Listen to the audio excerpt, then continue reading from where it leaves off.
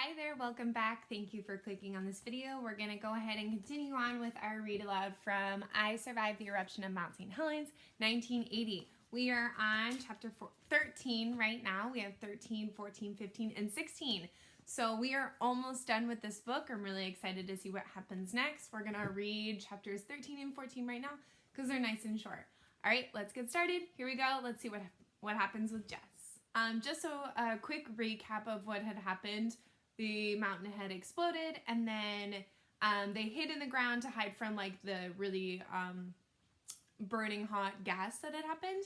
They survived that part, but then the last part we read was bam, a branch smacked her in the head, and then there was no more heat, no more pain, just darkness. So Jess had kind of been knocked out by a branch. So we kind of left on a cliffhanger, and here we go. Let's see what happens. Chapter 13. 10 minutes later, Jess opened her eyes, but she couldn't see. She brushed the dirt from her eyes and blinked, and there was still only darkness. Was it night? Had she gone blind? Jess sat up, gasping at the searing pain that raked across her back. She'd been badly burned, she could tell. It took a moment for her mind to clear, and slowly she grasped the full horror of what was happening. St. Helens was erupting. The smoke had turned the day black. The pyroclastic surge that had exploded over them. Somehow they were still alive in this hole in the ground. Sam, she choked. Eddie? A voice rasped from somewhere close. I'm here, Sam said softly. Eddie's hurt. Jess inched over, groping in the darkness until her fingers brushed their faces. She felt tears. Jess fought back her own tears and took a deep breath. She tried to stand, but the fallen tree imprisoned them in the hole. It would be impossible to try to climb out in the dark. They had to wait here until the sky lightened. But when would that be? The mountain roared. Every few minutes there was a new explosion that rattled Jess's bones. Jess couldn't control her fear. She finally started to cry, but luckily the mountain drowned out the sound. Jess felt something falling on her head, warm flakes. Ash, she realized. It began as a few sprinkles, falling lightly like hot snow, and then suddenly they were in ash blizzards. The warm flakes swirled up Jess's nose and into her mouth. She covered her face, but it did no good. The flakes completely filled the air.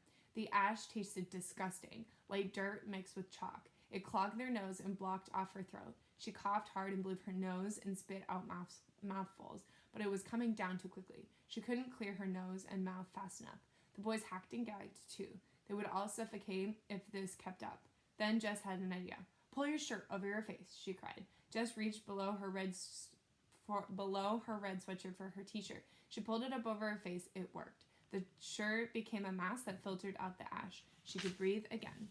They sat in the pit with their faces covered for a long time, waiting for the blizzard to stop. The mountain growled and boomed. Jess huddled close to the boys. She realized that there could only be one thing worse than being in the middle of this horror. Being here alone without the twins. All right, so that's the end of chapter 13. Again, really quick. Seems like they're all just kind of stuck there for now, but she does have her friends, so there is a lot of good stuff happening there, and they were able to learn how to breathe through their t-shirts. So we're going to get on to chapter 14. Chapter 14. 1 hour later. At last, the ash blizzard stopped. A thick coating of the warm flakes covered their heads and shoulders. Jess spit and coughed and wiped her eyes. The sky had lightened up. Finally, she could see well enough to climb through the tangle of limbs that covered the hole. She made her way up until she was high enough to see the forest, except it was no longer a forest. It was a graveyard of fallen trees. Every single tree was down, thousands and thousands of trees. The force of the blast and the surge had ripped most of them right out of the ground. 200-foot trees knocked over like popsicle sticks. Some had been uprooted, others snapped like twigs. If Jess and the twins hadn't been deep in that hole, they would have all been crushed. The cabin was smashed under a huge fir tree. Everything was covered with thick coating of gray ash.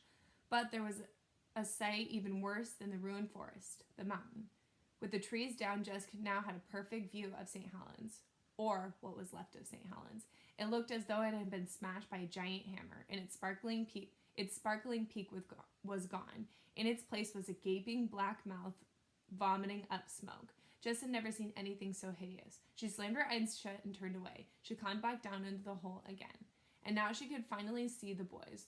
Their faces were plastered white with ash and smeared with blood. They looked like two battered ghosts. Sam was staring down. Jess followed his gaze to his thigh. His pants were torn. What was that on his leg? It didn't look like skin. It looked like ripped up and black, like burned meat. Jess gasped. "Oh, Sam." And then she looked at Eddie. She couldn't see his wounds, but from the glazed look in his eyes, she could tell that he was badly hurt too. Both boys were shivering. They needed to find help now. But how? The boys couldn't stand, and Jess wouldn't be able to carry even one of them. It was hopeless. They would have to sit here and wait for someone to come. Jess looked up, praying that she'd see Mr. Rowan peering down at the hole. But how would he get to them? It would take hours, even days, for anyone to make it through the maze of fallen trees. Jess had to get help.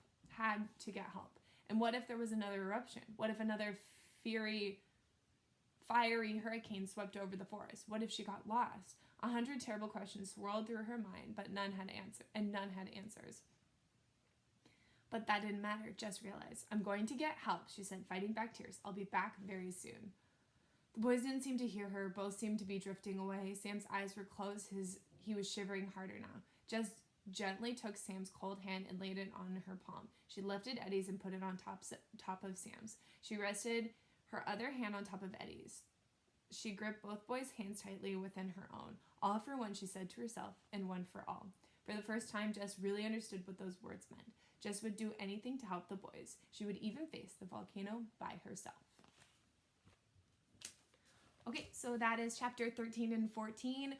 Wow, the author paints a really interesting picture of what happened during the eruption of Mount St. Helens. It seems like a lot of stuff is going badly right now, but Jess is on the case and she's going to go and try and get some help. What do you think is going to happen next? Let me know. Hope you like this story, and tune in for chapter 15 coming soon. Bye. Thank you.